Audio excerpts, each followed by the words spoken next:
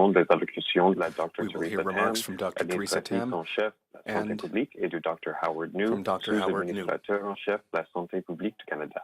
Les docteurs seront The disponibles doctors pour will des be questions available après. following the remarks for If you wish questions. to ask a question, please press *1 on your phone. Si vous désirez poser une question, veuillez appuyer If you wish sur to ask a l'étoile question, please Alors, push procédons, *1. begin. Over to you, Dr. Tam, please. Thank you. And bonjour à toutes et à tous. Good morning, everyone. The latest surveillance data show that while the Delta-driven wave is continuing nationally, there's considerable regional variation. Areas that have achieved high vaccination coverage and maintain masking, spacing, and other measures where appropriate have been able to keep infection rates lower to protect the health system. However, some more heavily impacted areas are experiencing a strain on healthcare capacity, especially where vaccination coverage is lower. This is both a reminder of the importance of vaccination in our public health toolkit and then reinforcement of the need for ongoing vigilance with other measures to prevent and quickly respond to the rapidly spreading Delta variant. Nationally, the average number of daily new cases being reported is over 4,300. On average, over 2,200 people with COVID-19 are being treated in our hospitals each day, including over 700 in intensive care units, and an average of 36 deaths are being reported daily. These cases and severe illnesses are predominantly occurring among unvaccinated people. From early August to early September, the average weekly rate of new COVID-19 cases was 11 times higher, while the average weekly rate of hospitalizations was 38 times higher in unvaccinated people than in fully vaccinated people.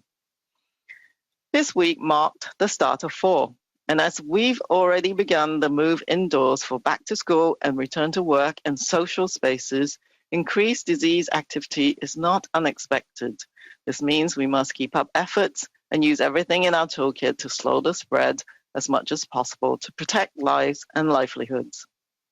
COVID-19 vaccination is proving very effective, particularly in preventing severe outcomes, and especially where coverage rates are highest. Although we need very high coverage to offset the highly contagious Delta variant, the good news is that we are continuing to make progress in getting more people protected every day. There are now over 26.5 million Canadians fully vaccinated, which is over 80% of the eligible population aged 12 years or older. On the flip side, that leaves more than 6.5 million Canadians still needing one or more doses of COVID-19 vaccines to be fully vaccinated. Like COVID-19 disease activity, vaccination coverage is not the same everywhere. Where there are gaps in coverage, there will be impacts at the individual level, at the family and community level, and across society and shared services, including healthcare capacity for everyone. As always, our collective efforts matter.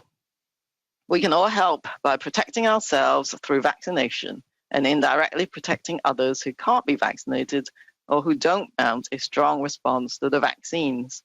At the same time, our efforts can keep schools open and minimize disruption of vital economic, social, and healthcare services. If you aren't fully vaccinated yet, please access the information and supports needed to join the vaccination firewall. And whether you are vaccinated or not, we need everyone to keep up with individual precautions, including masking and spacing, that help prevent exposure and spread of the virus. Thank you. Merci, Miigwech. Bonjour à toutes et à tous.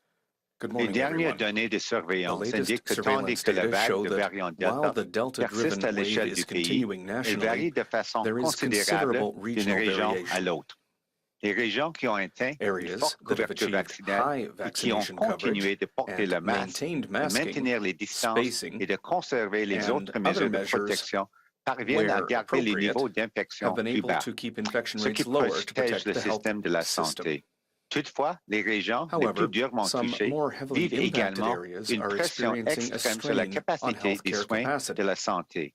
particulièrement là où la This is couverture especially true vaccinale where est vaccination basse. coverage is lower. Ceci sert de rappel de l'importance de la This is both a vaccination reminder dans of le the cadre de importance of l'ensemble de nos vaccination soins in de our santé public et le health besoin de toolkit, solidifier and a la reinforcement vigilance of the need continue for avec ongoing d'autres vigilance mesures with other afin de measures prévenir to et prevent d'intervenir and quickly rapidement respond face au to the variant rapidly Delta spreading qui se Delta propage variant. toujours. Le nombre de nouveaux cas signalés chaque jour à Nationally, the l'échelle average nationale number of est daily new au-delà de cases being reported is 4 300. over En moyenne, plus de 4,300. 2200 On personnes average, touchées over par la COVID-19 2,200 people se font with soigner dans nos COVID-19 hôpitaux are chaque being jour, treated in où our l'on hospitals compte plus de each day, 700 including personnes over qui sont aux soins 700 in intensifs intensive et care où l'on units, signale and an average 36 of décès sur une 36 base deaths are quotidienne. being reported Ces cas daily. de maladies graves et de These décès se cases and produisent severe illnesses majoritairement are chez les personnes predominantly non occurring vaccinées. among Entre la unvaccinated mi-août et la people. mi-septembre, la From early moyenne August to hebdomadaire early de nouveaux cas September, de the COVID-19 average weekly était rate of 11 new fois plus COVID-19 élevée cases et was celle 11 des taux times higher, d'hospitalisation était while the 38 average fois weekly rate plus of élevé chez les hospitalizations personnes was non 38 times vaccinées higher que in chez celles qui unvaccinated étaient people entièrement than vaccinées. in fully Cette semaine vaccinated fait people. place à l'automne et parce This que week nous marked the reprenons start of nos fall, activités and as à we've already begun to l'intérieur move avec le indoors for retour back to en school classe, and return au to work travail et and dans les social espaces spaces, sociaux, il faut s'attendre increased à une hausse disease de cas de activity maladie. is not Pour sauver unexpected. des vies et de protéger This nos moyens de means we must subsistance, keep up nous efforts devons and donc use poursuivre everything nos in efforts our et toolkit utiliser tous les to outils à notre slow the spread disposition as much pour as freiner le possible plus possible to la protect propagation du lives virus. and La livelihoods. vaccination contre la COVID-19 COVID-19 se révèle vaccination très is proving efficace, very surtout pour la effective, prévention de la maladie particularly in grave, preventing là où severe la couverture outcomes vaccinale and est la plus especially forte. where coverage La rates are couverture vaccinale highest. doit être très élevée Although we pour need very contrer high coverage les très to contagieux offset the variants highly Delta. contagious La Delta bonne nouvelle variant, est que the chaque good jour, news nous is that we are continuons de faire des continuing to progrès make et de progress protéger in plus getting de more gens. people protected every Actuellement, day. There 26,5 are now millions de over Canadiens et de 26.5 Canadiennes million sont entièrement Canadians vaccinés, who are ce qui fully représente vaccinated. 80% de la This is over population admissible 80% of de the 12 eligible ans et population plus. aged De 12 l'autre years or côté, older. il faut noter que plus de On the flip side, 6,5 that millions leaves de more than Canadiens et de 6.5 Canadiennes doivent million toujours Canadians recevoir une still dose ou needing plus one de or vaccin more contre la doses of COVID-19 COVID-19 pour vaccines être to entièrement be vaccinés. fully vaccinated. Comme c'est le cas pour la Like propagation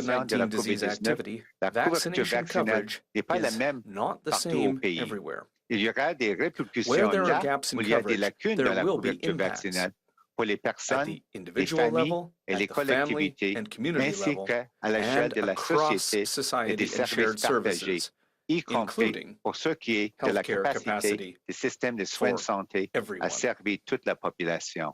Comme toujours, As nos always, efforts collectifs our collective importent. efforts matter. Nous pouvons tous We can all contribuer help et by protecting en nous ourselves through protégeant grâce à la vaccination vaccination et indirectement and protéger ceux et by celles qui ne indirectly peuvent pas protecting se others faire who can't be vacciner ou vaccinated qui or ne who développent don't pas une mount forte a réponse strong immunitaire response to the au vaccin. vaccines. Du même coup, nos At the same efforts peuvent time, contribuer à our garder efforts les can écoles help ouvertes keep schools et à open minimiser les and interruptions minimize des disruption of services vital cruciaux economic, touchant social, and l'économie, healthcare la société services. et les soins de santé. Si vous n'êtes pas encore If you entièrement aren't fully vacciné, vaccinated veuillez yet, accéder aux please renseignements access et the au information soutien and dont supports vous avez needed besoin to join pour the vous joindre au vaccination pare-feu firewall. vaccinal. Que vous soyez vacciné And whether ou you're non, vaccinated or nous not, comptons sur vous pour we need continuer à everyone prendre to des keep up précautions with personnelles individual pour prévenir precautions, l'exposition au virus et sa including masking and spacing propagation. that help prevent N'oubliez exposure pas de and vous spread laver of the fréquemment virus. les mains, Don't de forget to porter un frequently masque wash your et de hands, to maintenir wear a la mask, distanciation and to physique. maintain physical Merci. distancing. Thank you. Miigwech. Merci, Dr. Tam and Dr. New. Thank you. We will now open the phone line to questions. We ask that you limit yourself to one question and one follow-up. We will be taking your questions in both official languages. Nous allons prendre des questions. Nous vous demandons de vous limiter à une question et une question de suivi. Vous pouvez poser vos questions dans l'une des deux langues officielles. Operator, first question. Operateur, première question, s'il vous plaît. Thank you. Merci. You may press star 1 if you have a question. Vous pouvez appuyer sur étoile 1 si vous avez une question. The first question is from Sophia Highrisk from CBC News. Please go ahead. Hi, just checking if there's been any progress in talks with other countries, including the U.S., on accepting Canadian travelers with mixed vaccines. Yes, this is Teresa Tam. Thank you for the question. And we have been undergoing very active engagement with other countries, including the United States.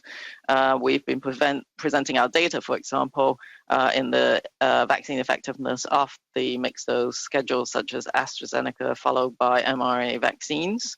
And the European countries and other top destinations for Canadians. So those are, I think, progressing pretty well, but every country is trying to figure out right now the vaccine requirements. And the US, as you've heard, is just beginning to pull together their policy pertaining to vaccine requirements for entry through the air mode.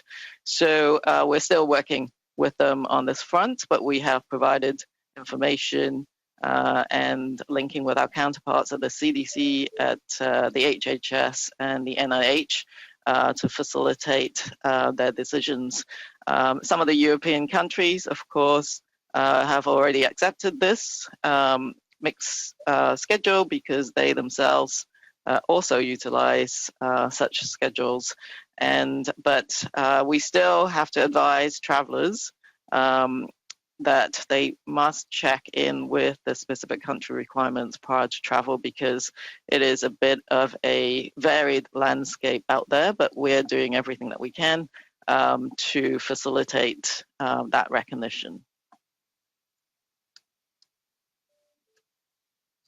Follow-up? Yeah, just with the U.S. requirement, is that their vaccination requirement coming in? Is that something Canada is really concentrating on with the U.S. about accepting mixed vaccines? Yes, we have had quite a series of discussion with U.S. counterparts.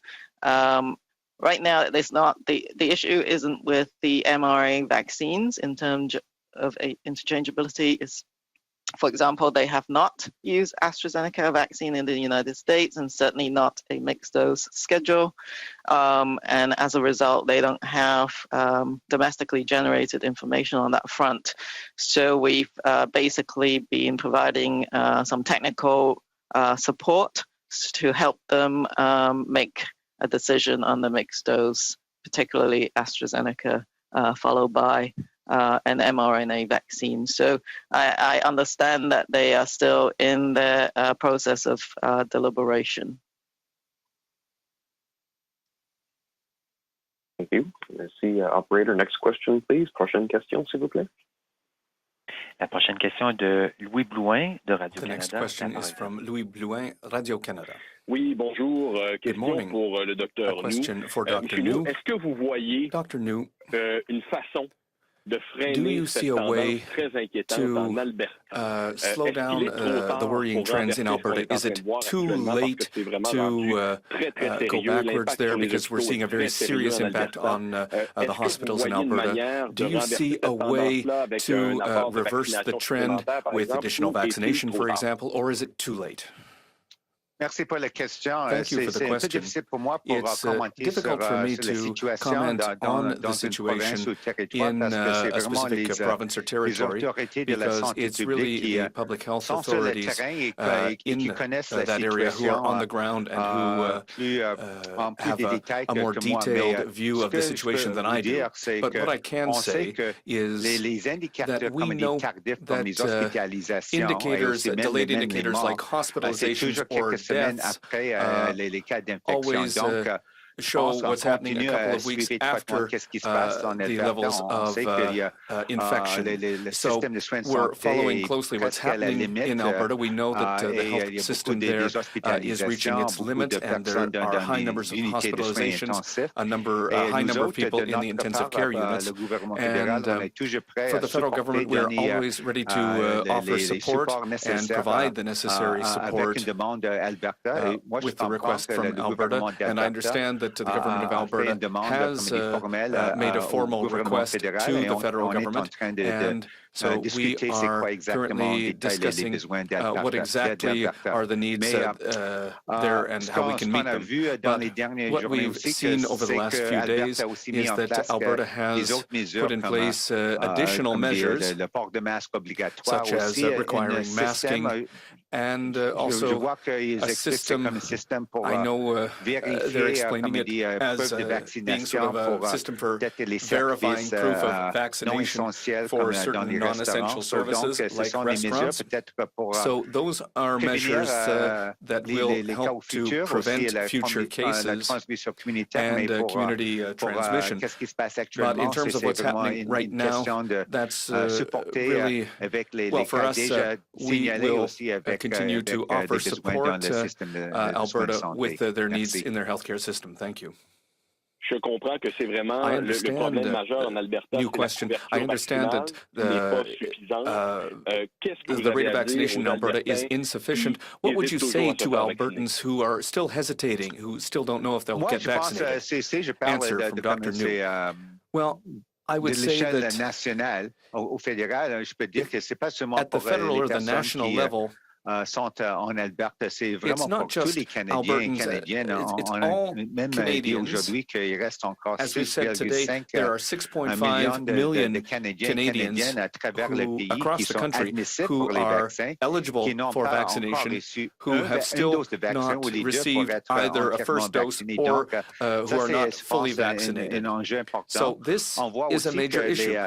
We've also seen there's a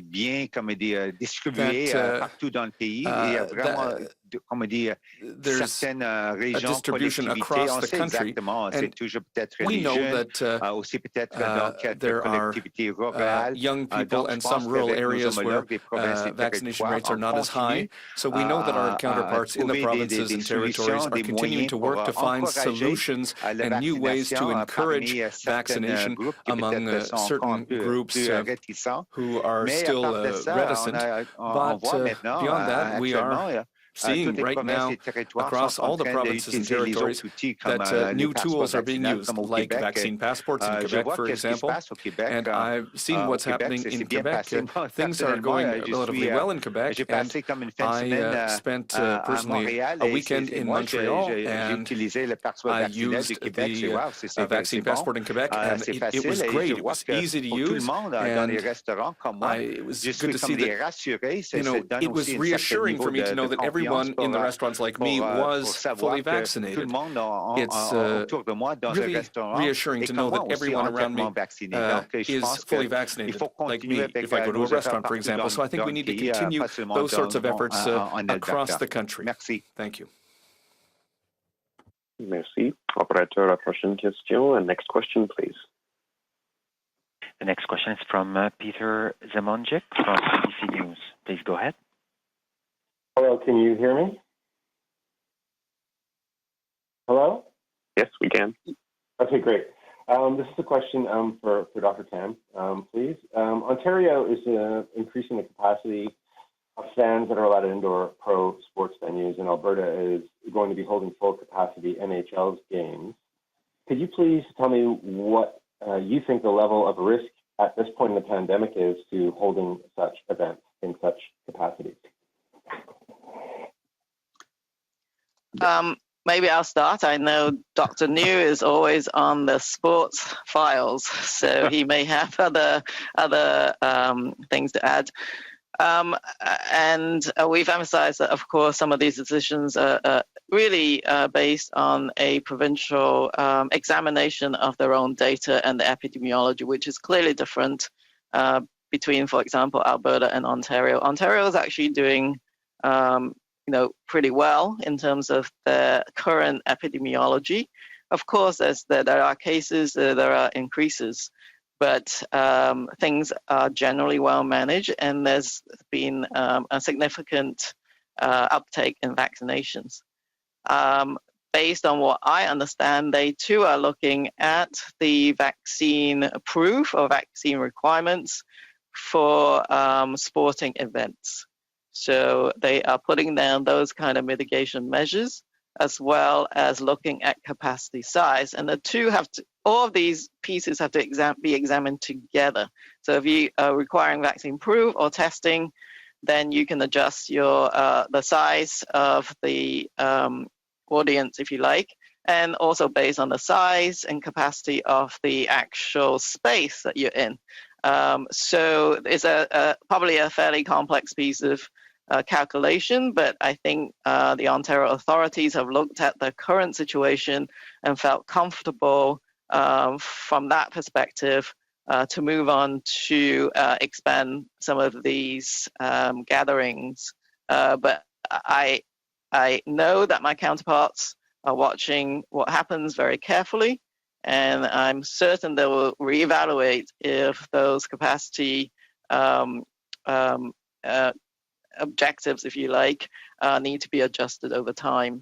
But we do know that vaccinations are very effective, and it's possible that this requirement to have a vaccine proof for such events can stimulate a younger adult population from getting vaccinated as well. So I think certainly contact Dr. Kieran Moore or others for their perspectives. Yeah, it's Dr. New. Maybe I'll just add a couple of points to what Dr. Tam has said, which I think really covers the waterfront. I would say that with all of the professional sports leagues and teams that we've been dealing with respect to COVID-19, I think by and large, I think they've been very receptive, and they understand the gravity of this global pandemic that we're all facing. And you can see by the sort of the policies they put in, even for their own personnel, the players and so on, in terms of requirements for vaccination.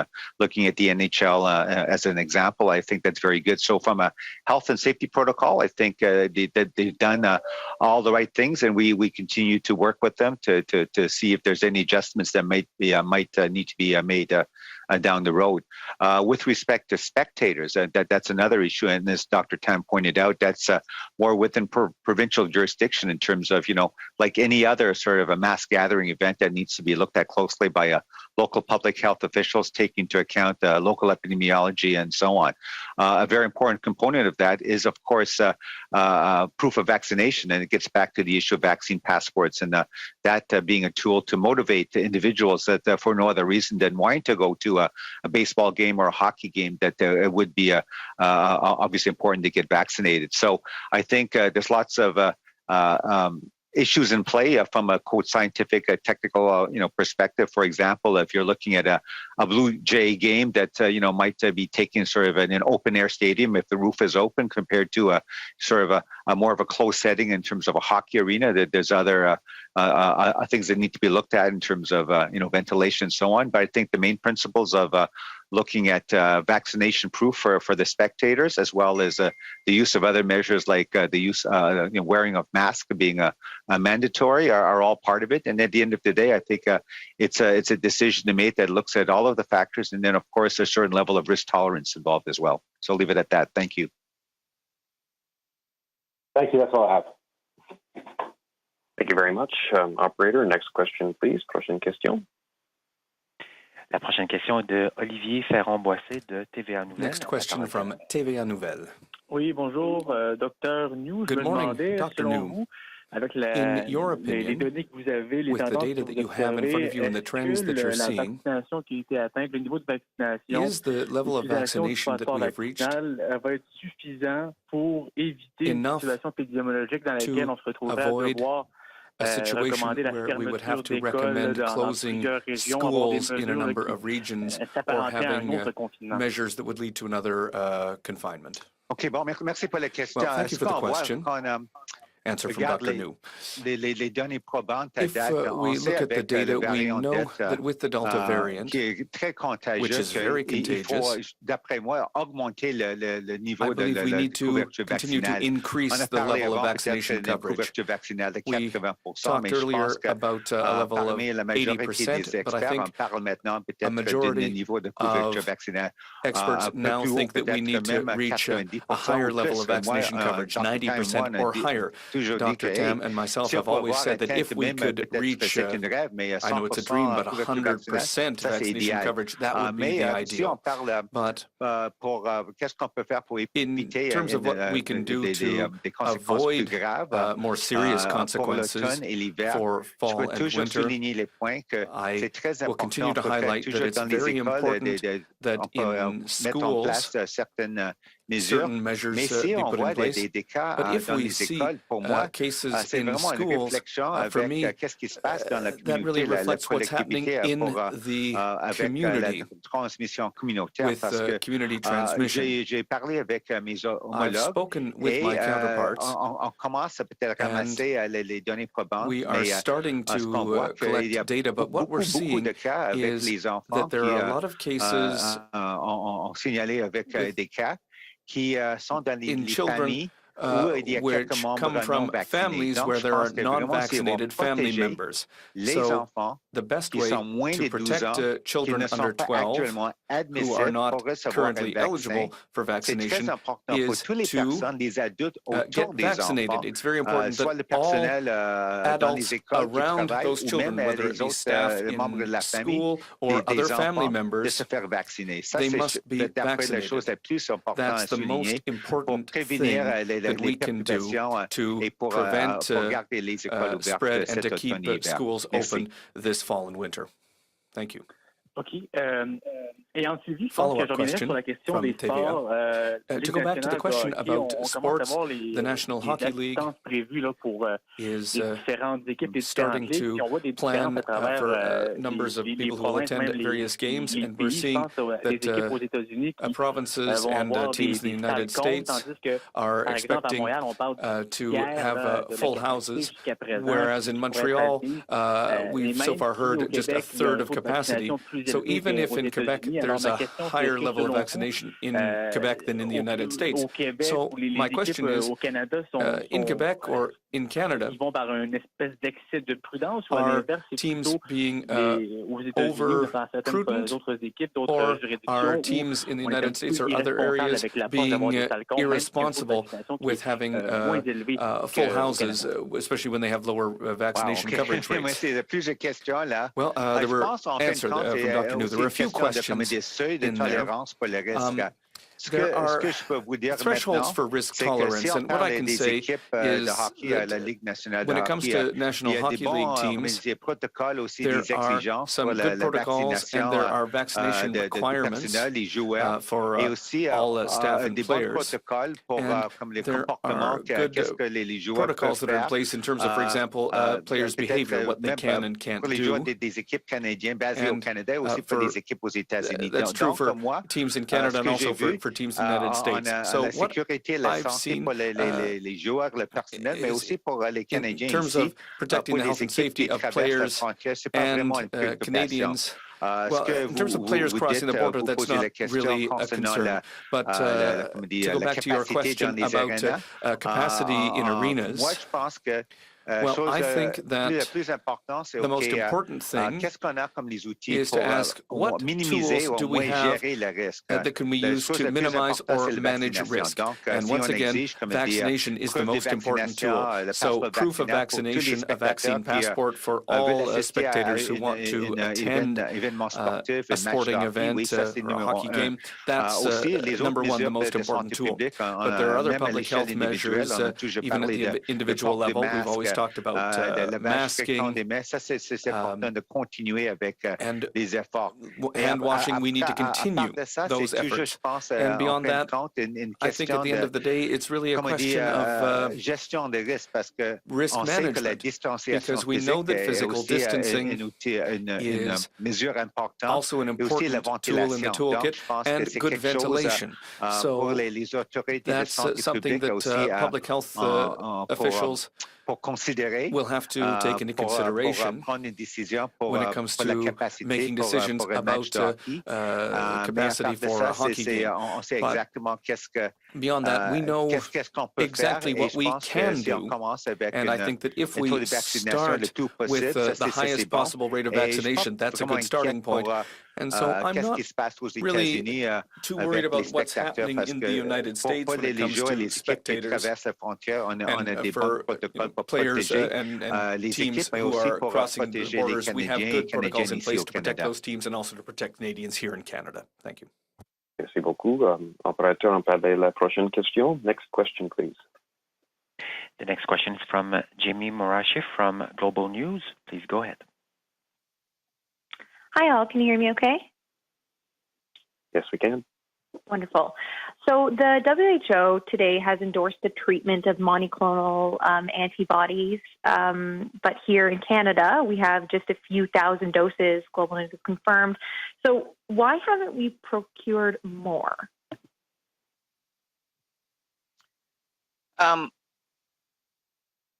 Sorry. Hi, this is Teresa Tam. So, obviously, there's a range of treatments and not just monoclonal antibodies. And so we have been trying to have an ongoing access to safe and effective therapies as they're being authorized from a Health Canada perspective. So, working with Public Service and Procurement Canada. So there are different ranges of treatment. And so this is not the only one. So we have, of course, the remdesivir, and then other drugs such as tocilizumab, some anti-inflammatory drugs, and antibody combinations. And there are different ones of those as well. So, but what fundamentally determines, the appropriate acquisition administration is through discussions with provinces and territories about their needs. Of course, in a global situation, there's always, demand, but fundamentally is through a discussion with provinces and territories about what they need and their allocations. But of course, we, just like on the vaccine front, pulling all stops to get different doses of these range of medications. So it's not the only drug that we have. Sorry, just to follow up, I completely understand it's not the only drug that we have, and I'm aware of the other drugs in play here, but I'm talking specifically about, something for earlier treatment, especially for those who are potentially immunocompromised. This has been put forth now as a really viable option. Is it the cost that's kind of setting us back? What is it? What's the reason that we haven't garnered more, I guess? Yeah, I think it's different factors. It's not really fundamentally about cost. There's access, but also feasibility of delivery. I think there is more opportunity now. For example, one of the antibody combinations used to have to be given intravenously, and there's new data to show that you can actually give it under the skin now. And that might then increase the feasibility of the use of these medications in the frontline setting.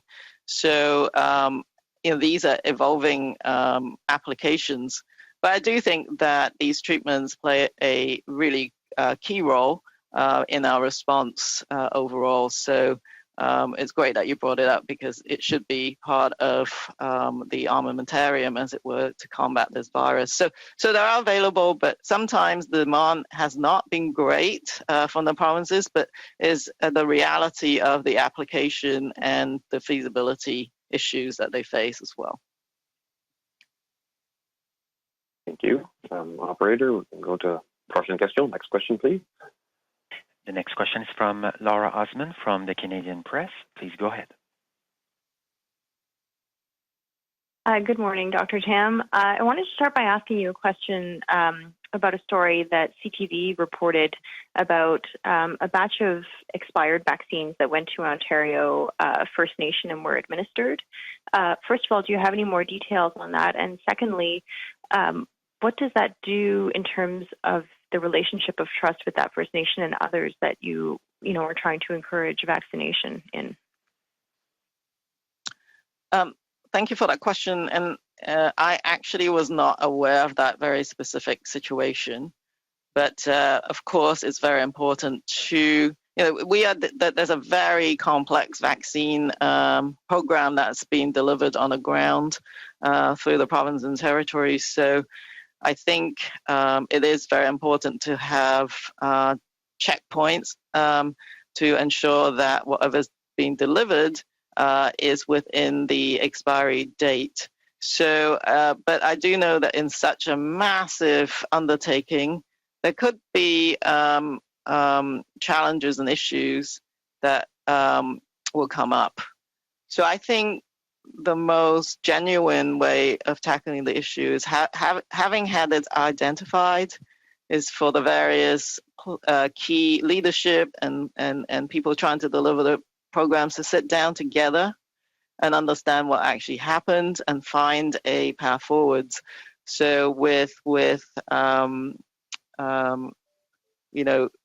the intent to prevent any situation like that. So I can't speak to exactly what happened, but it's true that sometimes these incidences do lead to a lack of trust, and which is already very difficult to build. But I think everyone should come to the table with an open mind to look for prevention measures for the next time. But of course, I'm not involved in the specific incident that you discussed, so I can't comment on that. Fair enough. Thanks so much for that, Dr. Tam. I also wanted to ask you, with the news about Pfizer having more data regarding younger children and the safety of their vaccine and the efficacy, a lot of parents are starting to think about the choice they're going to make for their children. I understand Health Canada hasn't approved the vaccine for young kids yet, but how would you encourage parents to begin thinking about vaccinating their children, given that kids are lower risk, the higher transmissibility of the Delta variant, and myocarditis concerns that were brought up by JCVI in Britain for kids 12 to 15?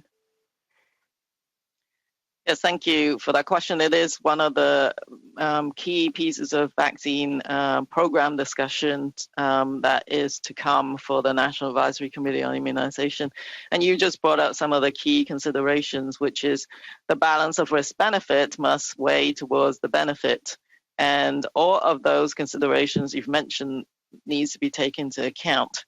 And the objective of whether we're preventing transmission of the virus to the individual protection as well. With a very transmissible virus, variant such as the Delta virus, even rare events, of course, can surface and become more common. So we will see children in hospitals as well as some rare but serious cases, and the numbers of those can be significant if there's a lot of viral activity. So that's to be taken into account. The other factor that is being considered, of course, is the issue with the evolving science around long COVID or post-COVID syndrome. And that question pertains to what if you only got a relatively mild illness, but still can have months of ensuing consequences. So it's not just the acute illness, but other impacts. This has then got to be weighed against significant social, educational, developmental impacts, mental health on children for missing schools. So another factor that has to be built in is the minimizing societal disruption, which for kids is about education. So it is a complex set of factors, but all of these, and including ethics, will be factored in along with safety and efficacy. I think parents are mostly concerned about safety of the vaccines. So we do have to see the data from the manufacturer being submitted to Health Canada and move on accordingly. We are, of course, tracking the one age group up, which is the 12 to 17-year-olds. And so far, those programs are going well. There's no specific safety concerns, although myocarditis is something that we're monitoring both in youth and in young adults. and these events have to be tracked on an ongoing basis, and we can adjust recommendations accordingly. So I do think that seeing the safety data in the younger children is of paramount importance, and then balancing it out with all those factors that you've actually also identified. But I think all of my counterparts and the provinces and territories, their prime objective this fall and winter season is keeping kids at school. So I think that will float to the top of the considerations. Thank you very much. Prochaine question, operateur. Next question, please. The next question is from Jeff Labine from iPolitics. Please go ahead.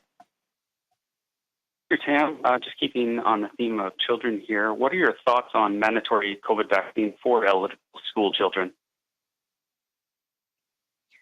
I think taking things one step at a time is, of course, getting the data on the safety of the vaccine and their immune response in children. So that is step number one. In terms of program implementation, that is in the realm of the province and the territory. Vaccine proof and vaccine requirement has been part of the daily lives of school kids for other vaccines for example, in Ontario. So this is not that different, perhaps, than other vaccine preventable diseases. So this would not be new for the school to take up that requirement. And based on experience with other childhood vaccines, having that requirement and the showing of vaccine proof does serve as a very important reminder to parents and can increase vaccine uptake. So I think provinces will be considering this as one method of ensuring vaccine uptake and safety of the school environment. But again, we're a little bit ahead of the curve here. We have to make sure we have the data on the safety and the immune response and the other considerations first.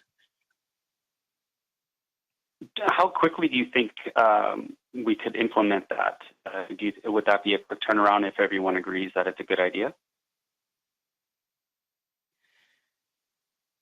As you've seen with other vaccine requirements for the province and territories, they determine how they roll things out. What I would say is that with the infrastructures being built for vaccine proof, of vaccine certificates, this will, I think, make vaccine proof for school attendance relatively easy to do, having already laid out the groundworks for the systems and the records to be put in place. So if the provinces choose to go there, then I can see that from a records and a technological perspective, it should be relatively easy to do. But it's more the discussions, as you can imagine, with school boards, parents, and of course the provincial public health departments making that decision.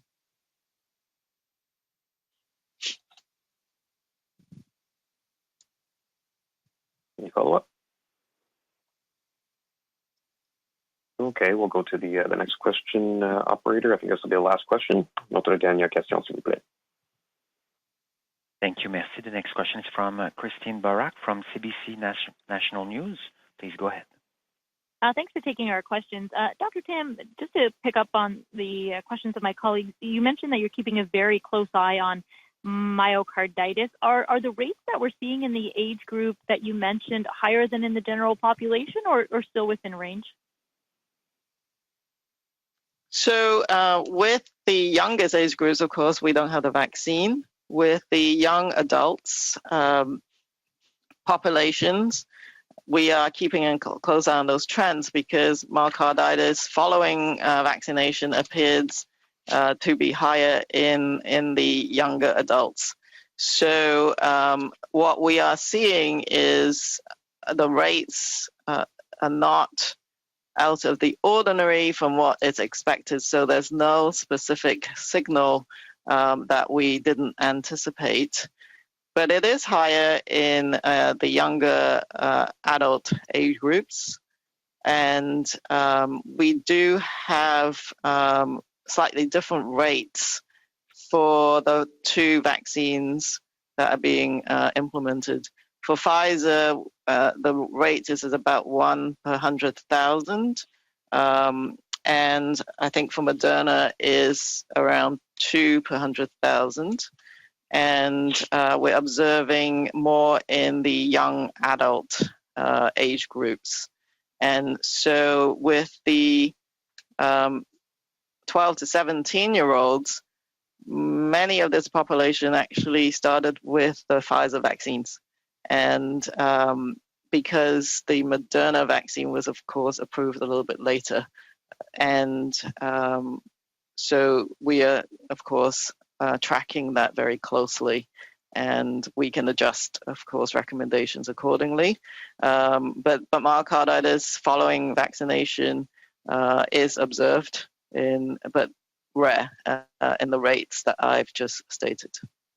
And most of these individuals make a good recovery, and that's what we've observed to date. All right, thanks for that.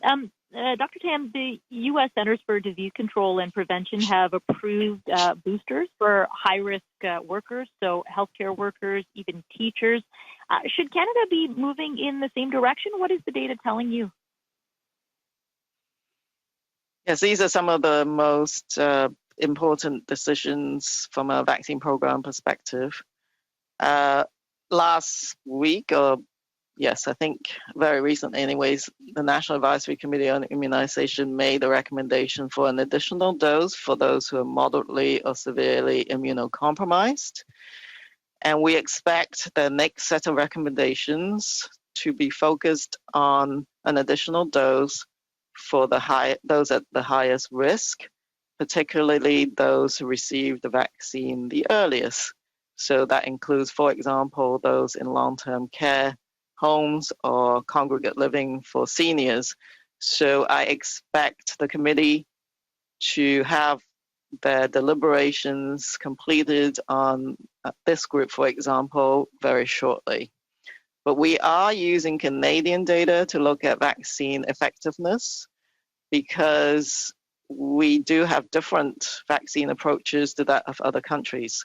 For example, while we use the mRNA vaccines the same as the United States, many Canadians have actually had an extended interval compared to the United States. And what the data is showing us is that the extended interval produces a more robust immune response, and vaccine effectiveness is better with a longer interval. So the Canadian data must be analyzed on top of what we're gathering from the international community as well. And we are taking a thoughtful and phased approach to looking at additional doses. I think the more difficult decisions for really the general population, as I've said in my opening remarks, we're still seeing very good vaccine effectiveness on particularly on preventing severe outcomes. So I would say for the general population, particularly for adults 18 to 39, is to get your first shots, get your primary series. That's the most important, while the National Advisory Committee on Immunization is deliberating on any additional doses to the high risk. Thank you very much. Merci beaucoup. This will conclude today's press conference. Thank you for your participation. Any additional questions can be directed to Media Relations at the Public Health Agency of Canada. La conférence de presse est maintenant terminée. On vous remercie de votre participation. Si vous avez d'autres questions, n'hésitez pas à communiquer avec le Bureau des relations avec les médias à l'Agence de la santé publique du Canada. Merci et bonne journée. Thank you and have a nice day.